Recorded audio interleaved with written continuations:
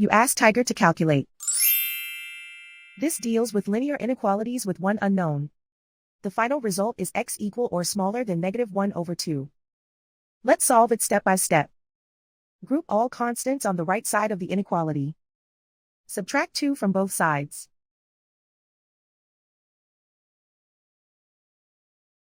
Group like terms.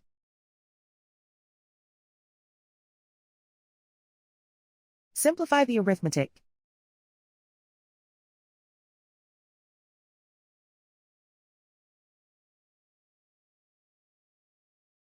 Isolate the x.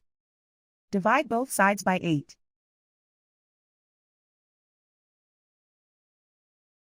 Simplify the fraction.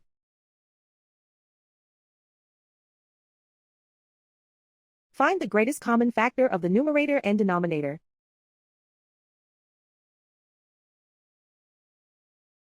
Factor out and cancel the greatest common factor.